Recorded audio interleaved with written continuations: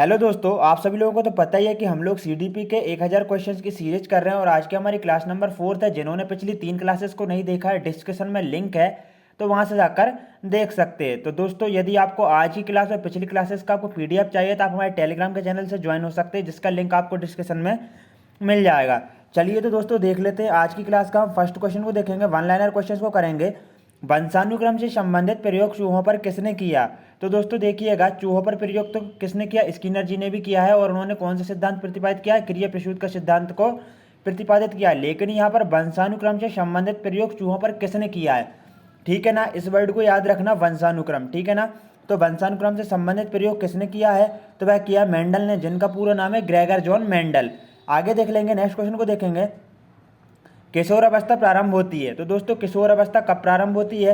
किशोर अवस्था 12 वर्ष की आयु से प्रारंभ हो जाती है और ये 18 वर्ष तक या 19 वर्ष तक या 20 वर्ष तक अलग अलग मनोवैज्ञानिकों ने अलग तरह से बताया है। दोस्तों अब हम शेषावस्था की अवधि जान लेते हैं। जो शेषावस्था है ना, वह जन्म से लेकर 5 वर्ष तक और उसके बाद बाल्यावस्था 6 से लेकर 12 वर्ष तक चलती है। किशोर अवस्था में दोस्तों एक प्रमुख समस्या क्या है? समायोजन की। मतलब कि किशोर अवस्था में आप सभी लोगों ने देखा होगा कि बच्चे क्या है, अक्सर उनका अपने माता पिता से मतभेद रहता है। ठीक है ना, क्या रहता है? मतभेद रहता है। वह समाज के साथ समायोजन अच्छे से नहीं कर पाते हैं। तो किशोर अवस्था की प्रमुख विशेषता कौन सी है? तो वह है समायोजन। याद रखना, काफ़ी इंपॉर्टेंट है। नेक्स्ट क्वेश्चन को देख लेंगे।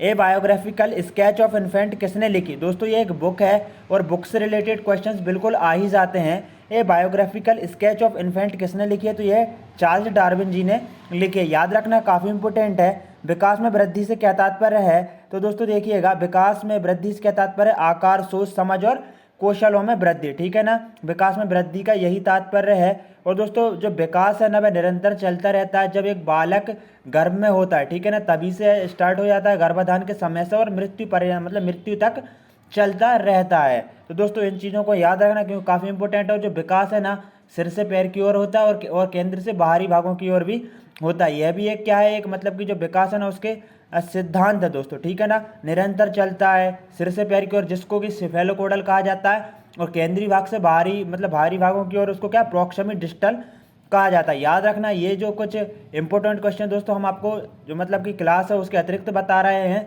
काफ़ी इंपॉर्टेंट है, जो कि सीटेट वगैरह या शिक्षक भर्ती जुड़े एग्जाम्स हैं उनमें काफ़ी ज़्यादा ट्रेंड करते हैं। 65 नंबर का क्वेश्चन है, तनाव और क्रोध की अवस्था है। तो दोस्तों देखिएगा, तनाव और क्रोध की अवस्था कौन सी है?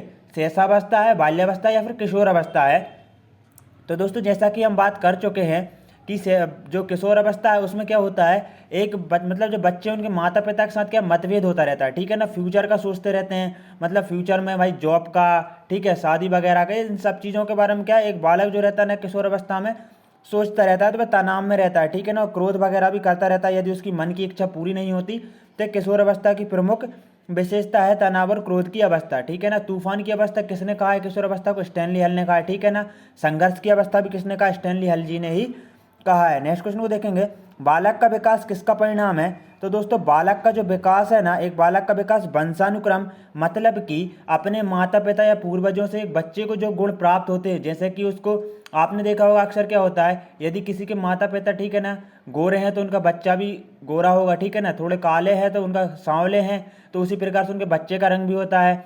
ठीक है ना दोस्तों, जिस प्रकार से हाइट है उस प्रकार से, मतलब ये सब क्या है, वंशानुक्रम के गुण रहते हैं, जो कि एक बच्चे को उसके माता पिता या जो पूर्वज रहते हैं उनके उनसे मिलते हैं। और वहीं पर बात कर लेंगे वातावरण की, तो एक बालक क्या है, यदि बच्चा देखिएगा क्या है, इंडिया में पैदा होता है और आप उसको यदि अमेरिका में जाकर, ठीक है, उसकी शिक्षा वगैरह होती है, वह क्या करेगा? हिंदी नहीं सीखेगा। ठीक है ना, वह उसे जिस प्रकार के आप माहौल में रखेंगे उस प्रकार से वह व्यवहार करेगा। तो ये वातावरण का प्रभाव होता है। तो एक बालक का विकास किसका परिणाम? वंशानुक्रम और उसका किसका दोस्तों? वातावरण का है। प्याजे के संघनन विकास के अनुसार संवेदी क्रियात्मक अवस्था कब से कब तक है? तो दोस्तों प्याजे के संघनन विकास के अनुसार संवेदी क्रियात्मक अवस्था जन्म से लेकर 2 वर्ष तक है, और उसके बाद बात करेंगे 2 से 7 वर्ष तक पूर्व संक्रियात्मक अवस्था, और 7 से 11 वर्ष तक कौन सी आ जाएगी? मूर्त संक्रियात्मक अवस्था, जिसमें बच्चा मूर्त चिंतन करता है। उसके बाद है अमूर्त, जो अमूर्त है ना दोस्तों, अमूर्त चिंतन की अवस्था वह 11 से लेकर 15 वर्ष तक की है। याद रखना, शिक्षक का अति महत्वपूर्ण उद्देश्य क्या है? तो एक शिक्षक है उसका अति महत्वपूर्ण उद्देश्य यह होता है कि बच्चे का सर्वांगीण विकास करे। ठीक है ना, कोई एक पक्ष का विकास नहीं करे, बल्कि क्या है, सर्वांगीण विकास करे। नेक्स्ट क्वेश्चन को देखेंगे, स्फूर्ति अवस्था किसे कहा जाता है। तो दोस्तों बाल्यावस्था में आप सभी लोगों ने देखा होगा कि बच्चे जो रहते हैं ना निरुद्देशी भ्रमण करते रहते हैं, मतलब समलिंगी समूह बनाते हैं। एक मतलब एक लड़का है तो वह मतलब और लड़कों के साथ खेलेगा कूदेगा, ठीक है ना। और किशोर अवस्था में क्या रहता है, विषम लैंगिक मित्रता बनाते हैं, मतलब एक लड़का लड़की के साथ, लड़की लड़के के साथ, इस प्रकार से ना, ठीक है ना। तो इसमें क्या है, स्फूर्ति की अवस्था किसे कहा गया, बाल्यावस्था कहा गया, याद रखना।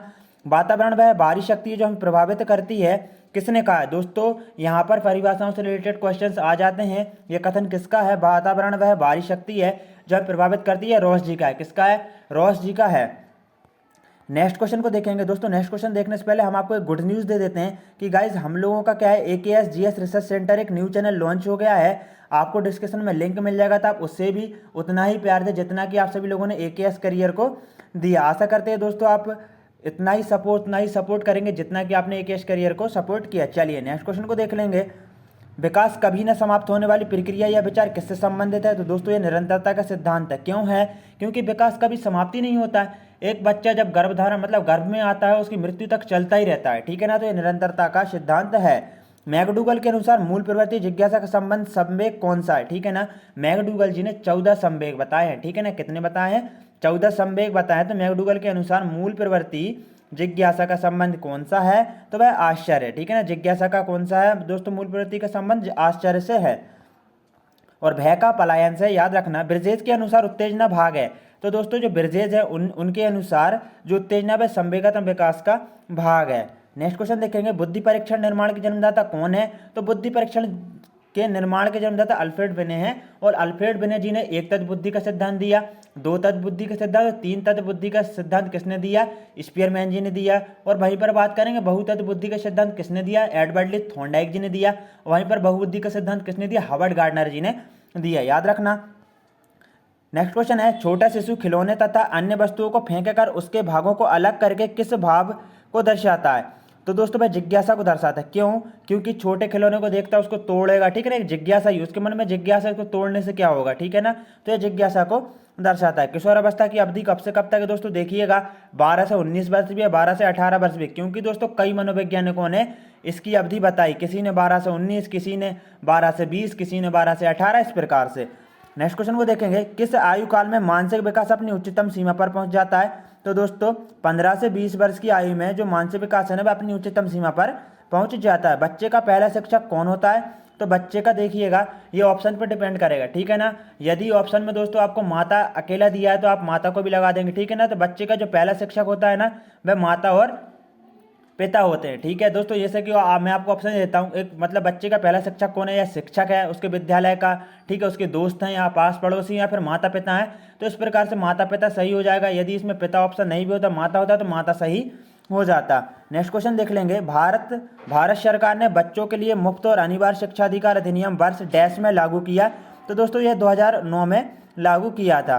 नेक्स्ट क्वेश्चन देखेंगे, परिपक्वता का संबंध किससे है। तो परिपक्वता का संबंध विकास से है। याद रखना दोस्तों हम लोगों ने 20 इंपोर्टेंट क्वेश्चंस को कर लिया है और हम लोग 1000 इंपोर्टेंट क्वेश्चंस कर रहे हैं CTP के, जिसकी दोस्तों आपको डेली के डेली क्लासेस मिलेंगी। इसलिए जिन्होंने चैनल को सब्सक्राइब नहीं किया है चैनल को सब्सक्राइब कर ले और साथ ही में लाइक करें, बेल आइकन को प्रेस कर कॉल के बटन पर शेयर कर लें। जय हिंद दोस्तों, वंदे मातरम। मिलते हैं एक और नेक्स्ट क्लास में।